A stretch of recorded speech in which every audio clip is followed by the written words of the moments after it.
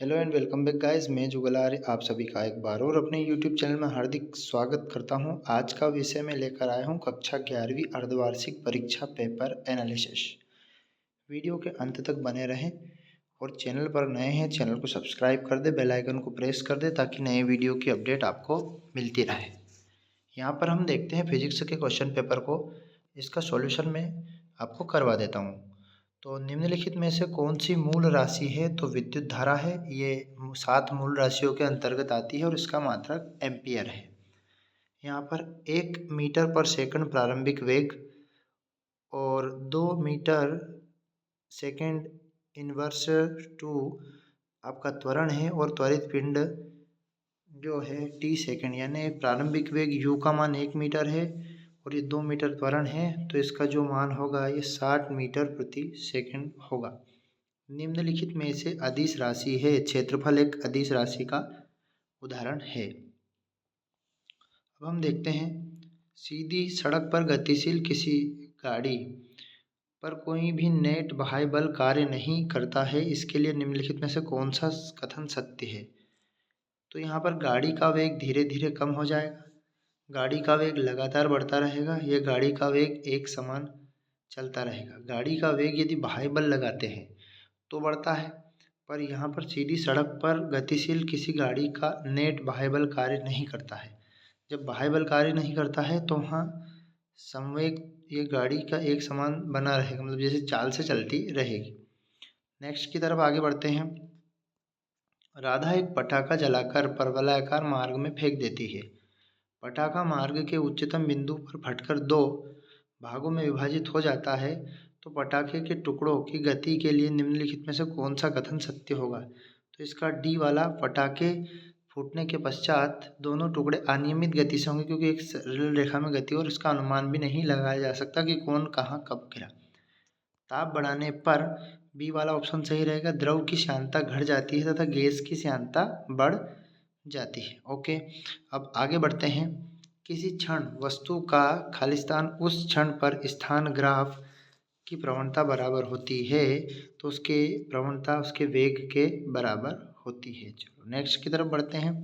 बंदूक से दागी गई गोली का पथ एक सरल रेखीय होगा, इसका आंसर सही रहेगा।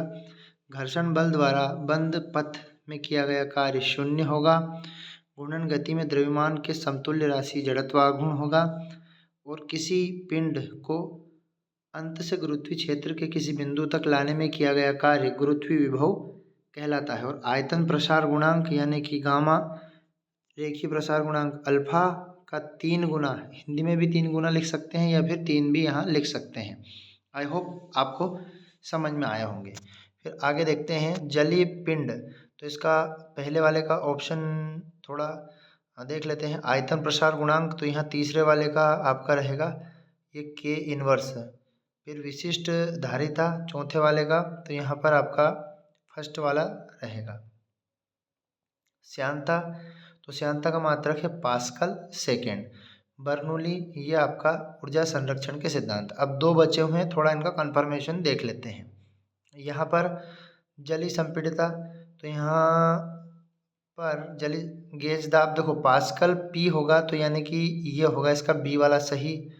और जली संपीड़ितता का रहेगा आयतन विकृति, ये जली संपीड़ितता का। तो ये हमने जोड़ी कवर की। अब जोड़ी के बाद हम देख लेते हैं वन वर्ड, यानी कि सार्वत्रिक गुरुत्वाकर्षण नियतांक का मान इतना है और इसका सार्थक अंक बताना है। तो यहाँ यदि कोई सी घात संख्या में रहे या कोई सी रहे, तो इसके जो दशमलव वाले अंक है उनको गिने जाते हैं। तो ये 5 इसका सार्थक अंक सही रहेगा। कोई त्वरित गति परवलयाकार कब होती है? जब किसी प्रक्षेप पर केवल एक ही दिशा में नियत बल लगे, सीधी दिशा में या कभी भी कोई सी दिशा में बल लगे। या तीसरा वाला एफ का मान और डी का मान, यानी बल और विस्थापन दी है तो कार्य, तो डब्ल्यू बराबर एफ इंटू डी होता है। दोनों का मल्टीप्लाई करेंगे तो 31 जूल आ जाएगा। फिर चौथा रहेगा इसका वहाँ बिंदु जिसके परिता किसी पिंड का कुल गुरुत्वीय बल आगुण शून्य है कहलाता है, तो गुरुत्व केंद्र कहलाता है। पांचवा, चंद्रमा पर वायुमंडल नहीं होने का क्या कारण है? क्योंकि वहाँ पर जो गुरुत्वीय ग्रेविटेशनल फोर्स है बहुत कमज़ोर होता है या क्षीण होता है, इसके कारण वहाँ पर वायुमंडल या वायु नहीं होती है। अब सत्य सत्य की बात कर लेते हैं। एक समान वृत्तीय गति में वेग त्वरण के लंबवत, बिल्कुल हाँ, वेग त्वरण के लंबवत होगा, सत्य रहेगा।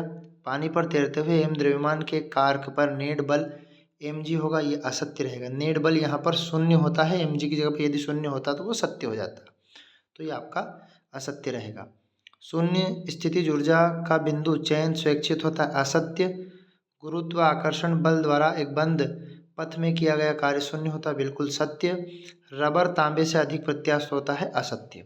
अब हमने सारे ऑब्जेक्टिव टाइप प्रश्न कवर कर लिए हैं। आई होप ये प्रश्न आपने किए होंगे, ये ध्यान से देखें।